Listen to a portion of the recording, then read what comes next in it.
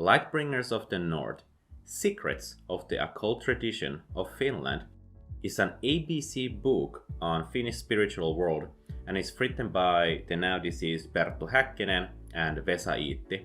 It's a deep dive to Finnish secret societies and its rich events in the course of history, which includes but is not limited to psychics, body part choppers, Nazis, mental health patients, pagans, people contacted by UFOs, and of course, the worshippers of Satan.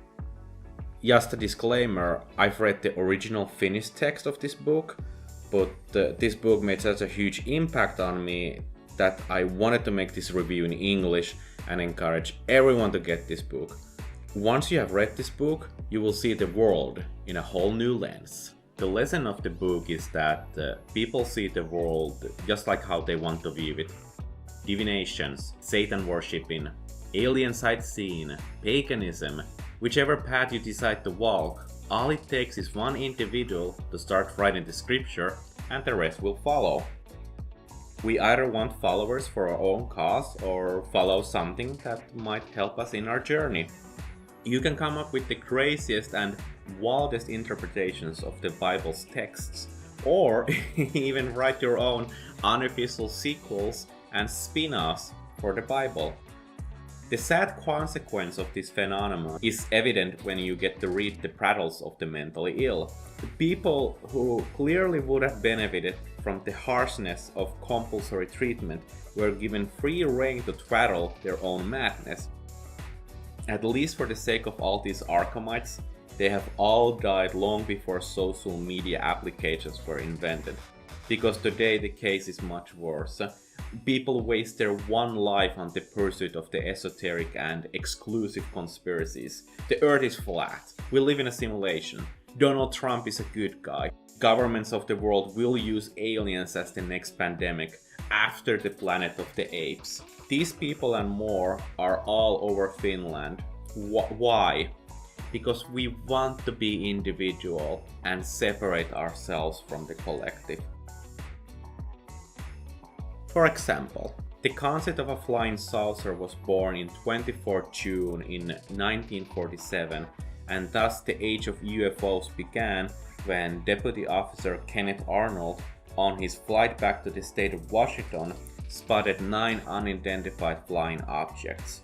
The Finnish newspapers reported this 2 weeks after the incident, and it didn't take long until 17th of July the same year the first UFO sighting in Finland was reported. Was this a coincidence, madness, boredom, or were the space travelers actually interested in the Summer Olympics of Helsinki, Finland? Psychics, past, future, and today work as therapists. The future is told in the way people want to wish it. This is how Finland's most known ghostbuster Aino Kassinen herself proclaimed. Psychics are just people who like to speak out loud, like prophets of today who make statements about politics, future events, and economics. People love clickbait because they get to hear the latest gossip. Prophecies are just that, gossip. I could today proclaim that the Bitcoin standard will set us all free, but who cares if I'm right or wrong?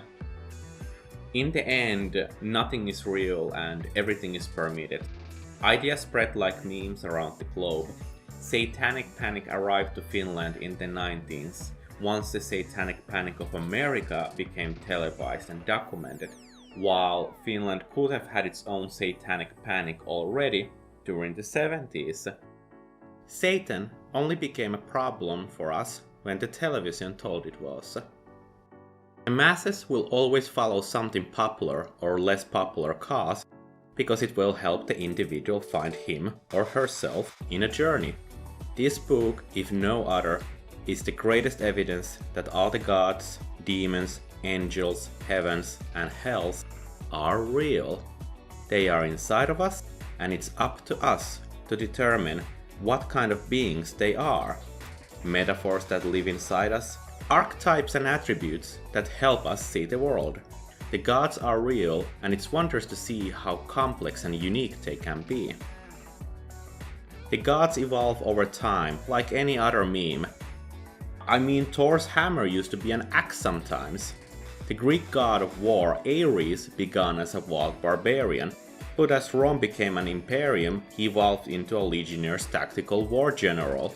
Today, Ares would run a fake news media alongside partaking in the military-industrial complex, causing havoc with fake news and black market weaponry. Our Loki has become such a multi-dimensional character that he's taken all new forms for himself. Sometimes he's a woman, sometimes an old man, sometimes a brat, and even sometimes a Briton. The world is ever-changing, but its nature is cyclical. Everything that seems new was once done before. Ideas just re-emerge with a new flavor around them. I highly recommend the book for anyone who is interested in history, society, politics, or theology. People who love astrology can also read about the Age of Aquarius that's coming to Finland. Truly, it's a book just about for anyone. The book will totally make you realize that people are willing to believe the most obscure tales of wonder. Every nation wants to be the true master race of ancient Atlantis. Everyone wants to look to the distant past of Hyperborea for an archaeofuturist utopia. Each and every one of us reinvent the Bible for the coming generation. Religions are just like memes. They evolve over time. I will be making one more topic on this book, as it also works as an excellent civics lesson on the cyclical nature of the Western right-wing politics.